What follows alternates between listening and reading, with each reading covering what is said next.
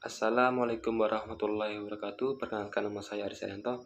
Saya merupakan salah satu mahasiswa baru di Universitas Bangka Belitung. Nah, teman-teman, di sini saya akan menjelaskan tentang Insecta apterygota. Nah, apa sih yang telah teman-teman ketahui tentang Insecta?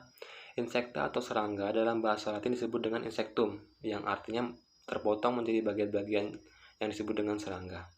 Ukuran dari serangga itu sendiri, teman-teman, bermacam-macam, dengan panjang 2-40 mm. Ada juga serangga dengan ukuran mikroskopis, dan ada juga yang mempunyai ukuran panjang sampai 260 mm. Contohnya seperti Purbaiticus arabtipes.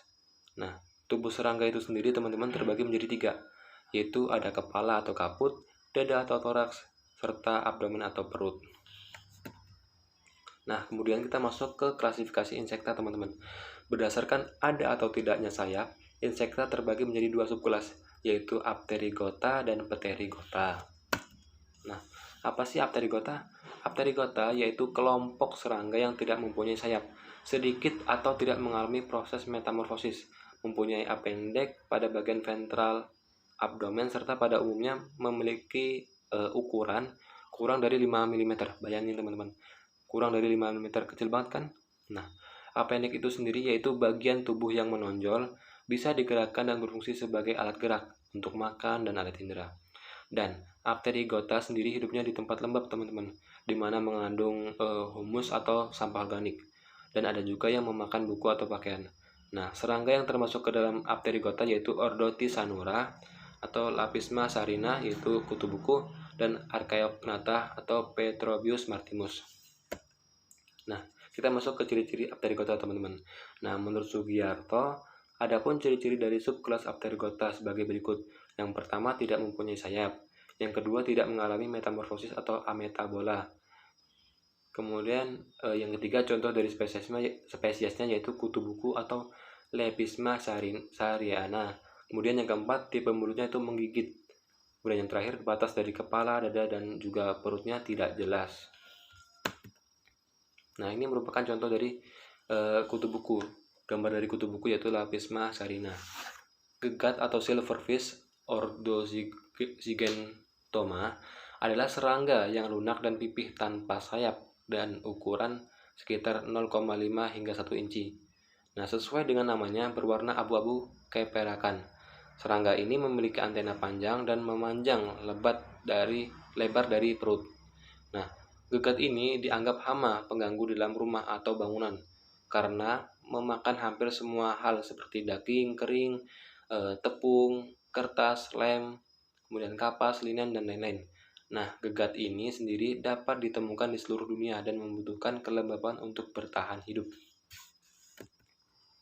Kemudian ini ada contoh dari Archaeopnata. Archaeopnata adalah ordo primitif dari serangga. Nama Archaeopnata berasal dari bahasa Yunani, yaitu archeos yang berarti primitif dan gnathos yang berarti rahang. Ordo serangga ini rata-rata panjangnya 10-12 mm. Merupakan ordo serangga tak bersayap. Serangga berbentuk silindris ini juga tidak bermetamorfosis, hanya berganti kulit sebanyak 20-70 kali. Serangga nokturnal ini hidup selama 1-4 tahun. Serangga yang diketahui suka melompat ini banyak ditemui di bebatuan di pinggiran pantai. Makanan serangga ini adalah alga, lichen, dan tanaman lapuk. Serangga ini ketika bereproduksi mereka tidak melakukan senggama, teman-teman. Serangga jantan itu menggunakan cara tidak langsung, yaitu dengan menyebarkan percikan spermanya yang nantinya akan diambil oleh serangga betina. Artinya serangga betina itu mandiri ya.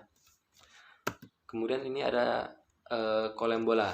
Nah, kata kolembola itu sendiri berasal dari bahasa Yunani yaitu kol yang berarti lem dan embola berarti piston atau pasak. Kolembola merupakan hexapoda modern yang tidak lagi dianggap serangga, atau dua lainnya adalah Protura dan Diplura. Beberapa studi sequence DNA yang menunjukkan bahwa kolembola merupakan garis evolusi terpisah dari hexapoda yang lain, tetapi yang lain tidak juga setuju. Artinya ada perdebatan di antara para ahli, teman-teman. Nah, hal ini tampaknya disebabkan oleh pola yang sangat beragam dari evolusi molekuler antara arthropoda. Nah, Columbola omnivora merupakan organisme yang hidup bebas, menyukai kondisi yang lembab, Kemudian mereka tidak langsung terlibat dalam dekomposisi bahan organik teman-teman, tetapi berkontribusi secara tidak langsung melalui fragmentasi bahan organik dan kontrol komunitas mikroba tanah. Nah, kesimpulannya teman-teman, Insecta Apterogota merupakan serangga yang sangat kecil dan tidak dapat dilihat dengan mata telanjang. Contohnya kutu buku sejati yang mana memiliki tubuh dengan besar di bawah 1 mm. Sangat kecil kan? Kemudian selain itu, Apterigota ini juga memiliki ciri khas sebagai serangga yang tidak mempunyai sayap dan bertubuh lunak. Nah, Insecta Apterigota itu sendiri juga memiliki peranan negatif dan positif bagi kehidupan kita. Contohnya, kutu buku yang merupakan hama bagi buku-buku yang tidak terawat, sedangkan Columbola yang berperan sebagai perompak bahan organik dan sebagai pakan alternatif bagi berbagai jenis predator.